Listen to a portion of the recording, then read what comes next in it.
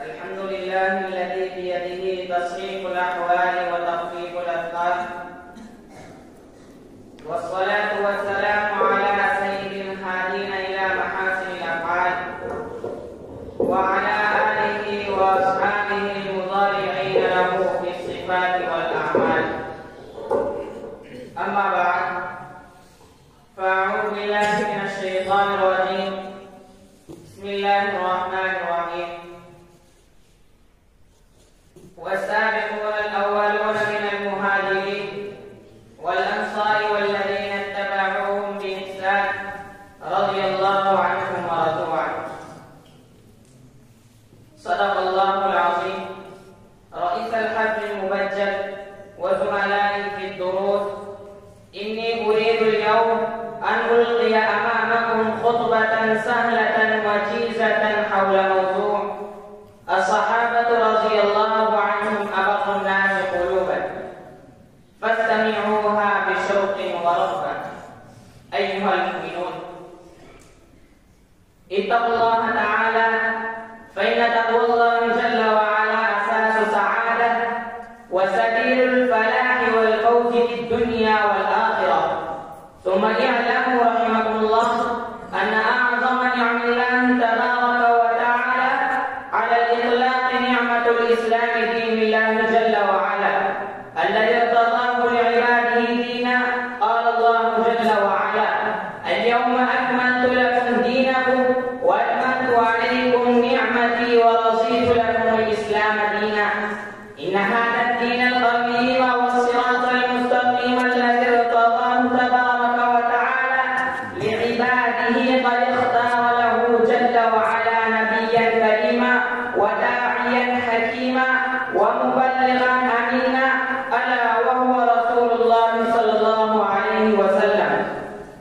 فبلغ الرسالة وأدى الأمانة ونصح الأمة وجاهد في الله حق جهاده حتى أتاه اليقين. فما ترك خيرا إلا دل الأمة عليه ولا شرا إلا حذرها منه، فهو منة الله جل وعلا على عباده. قال الله عز وجل: هو الذي بعث في الأميين رسولا منهم يتلو عليهم آياته ويزكيهم ويعلمهم الكتاب والحكمة وإن كانوا من قبل لفي ضلال مبين. ثم إن الله جل وعلا قد اختار لهذا النبي الكريم أنصارا عدولا وصحابة كراما رضي الله عنهم عزروه ونصروه وأيدوه عليه الصلاة والسلام، وبذلوا مهجهم وأنفسهم وأموالهم في سبيل نصرته ونصرة دينه، ففازوا بكل فضيلة وسبقوا الأمة في الخيرية وفازوا برضوان الله. قال الله تعالى: والسابقون الأولون من المهاجرين والأنصار والذين اتبعوهم بإحسان رضي الله عنهم ورضوا عنه.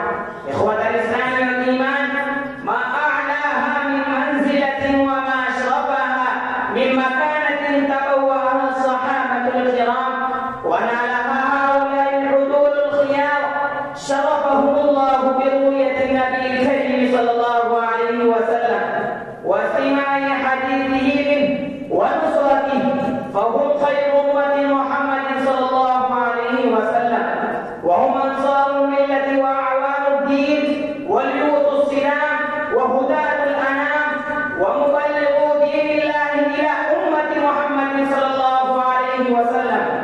لقد أثنى الله عليهم في كتابه وعدلهم ووثقهم وبين شرفهم وسابقتهم، وأخبر تعالى عن رضاه عنهم ورضاهم عنه. أثنى عليهم ثناء عاطرا ليس في القرآن فقط، بل أثنى عليهم جل وعلا في القرآن والإنجيل والتوراة.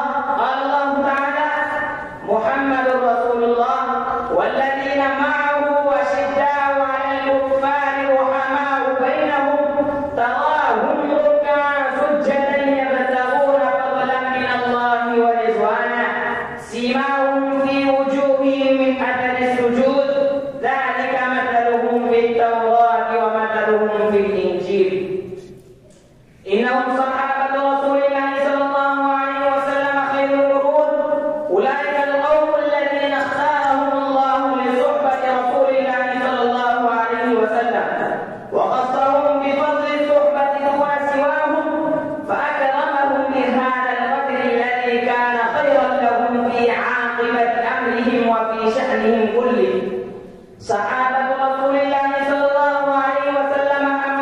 للأمة وبذهابهم أتى الأمة ما كانوا يوعدون.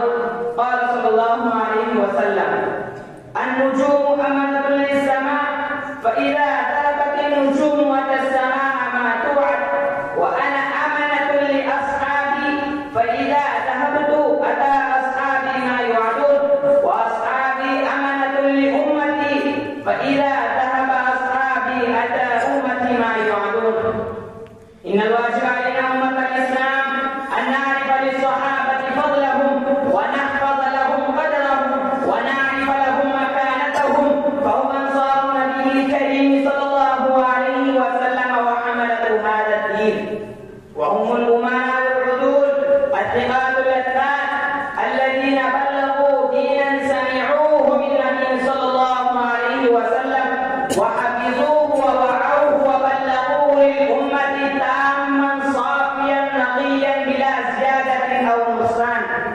إن الواجب علينا أن نحفظ لهؤلاء الأخيار قدرهم، وأن نتخذهم أسوة وقدوة ونعرف لهم مكانتهم.